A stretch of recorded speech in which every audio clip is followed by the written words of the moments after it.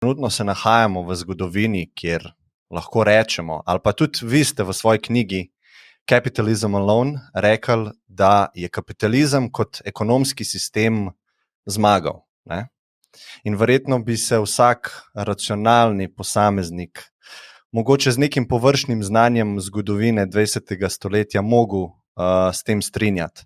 Ampak vem, da se veliko ljudi ne bi strinjali s tem, zato bi vam postavil vprašanje, kako ste prišli do zaključka, da je kapitalizem zmagal oziroma je najbolj optimalen sistem izmed vseh ostalih, ki smo jih kot človeštvo preizkusili.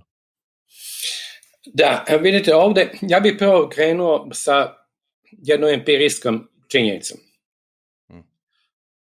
Kao što smo govorili malo pre, moj rad je u velikoj meri empirijski, tako da i kada govorimo o kapitalizmu, on kreće od nekih, da kažem, ja se nadam, empirijski činjenici, naravno ne moraju svi da se slože sa njima, ali evo da ih samo objasnim. Kada pogledamo kako se svetu proizvodi danas i kad uzmemo onu najjednostavniju definiciju koju su koristili i Marx i Max Weber, a to je definicija da je kapitalizam sistem u kome većina proizvodnje je za profit i za nepoznatog potrošača, ili tako? I na privatnim sredstvima za proizvodnju, znači jedan. Drugo, da postoji najamni rad, znači hired labor, znači ljudi koji su zaposleni od strane kapitaliste ili kapitalista da rade. I treće, da je koordinacija decentralizovana. I onda kada pogledate to, naravno, većina sveta je u tom sistemu. Naravno, ostavit ću Kinu za trenutak, jer ja ću obrazložiti zbog čega ja mislim da je Kina isto tako u sva tri te stvari ispunjava uslove. Znači, to je jedna empirijska činjenica. Druga, da istorijski posmatrano, to jeste nešto novo.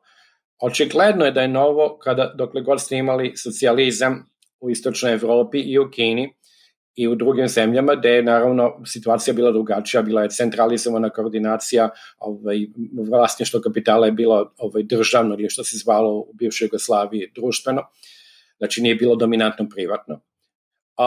Tu je znači jasno da kapitalizam nije bio sam. Onda, ako idete pre Oktobarske revolucije ili da kažemo pre Prvog svjetskog rata, isto tako je jasno da nije bio sam, jer ste imali značajne delove sveta da je bila ili robovlasnička privreda, znači robovi, ili ono što je kmetsko, se zove to na srpskom, ili serfdom. Serfdom znači da je postojalo kmetski sistem u Rusiji do 861. U Americi, znači, robovlasništvo 865. Znači, to je već kraj 19. veka, vi još uvek imate robove. Mislim, Brazil, 888. Mi smo zaboravili često da to je veoma skoro. To je, znači, vi imate još uvek robski sistem. Danas isto tako ljudi kažu imate u Maliju ili Mauritaniji, ali to postoje, to je minimalno. Ovde ste imali ceo sistem. Čak se zaboravlja, pošto govorimo baš na slovenačkom, ali recimo da je prinudni rad bio zabranjen tek 848. posle revolucije u Austro-Ugarskoj.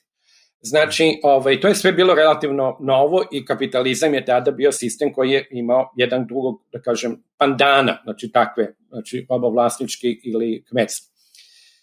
Prema tome, to je nešto empirijski što je tačno da sad nema nikakvog pandana, nego je samo on. Druga stvar koja je isto tako zanimljiva i koja je tu u poslednjoj glavi Capitalism Alone, ja pišem o tome, to je kapitalizam je u neku ruku prešao sada na nove oblasti koje nekada nije ispunjavao, a to su oblasti našeg privatnog života, našeg kako se to kaže, dokolice, leisure time, ali tako? I da mi sada učestvujemo de facto, zahvaljujući naravno i ovim sredstvima komunikacija, učestvujemo, da kažemo, stalno u jednom takozvanom kapitalističkom svetu, da imamo tu, da se upotrebim na engleskom, komodifikacija,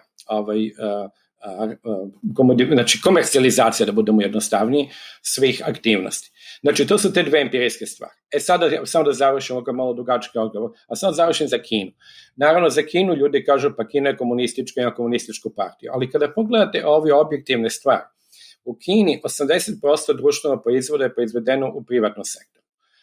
Ili u non-state, znači nedržavnom, jer naravno poljoprivreda su mali poljoprivrednici koji naravno rade na svojem zemlji.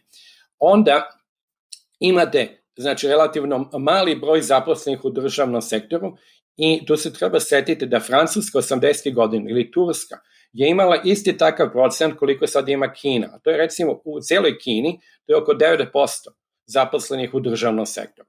Na urbanim aktivnostima je oko 20% ili manje. Mislim između 15 i 20. I naravno većina koordinacija decentralizama. Naravno država ima značajan uticaj. To smo videli i sada kada nisu dozvolili Jack Mao da ima svoje initial public offering.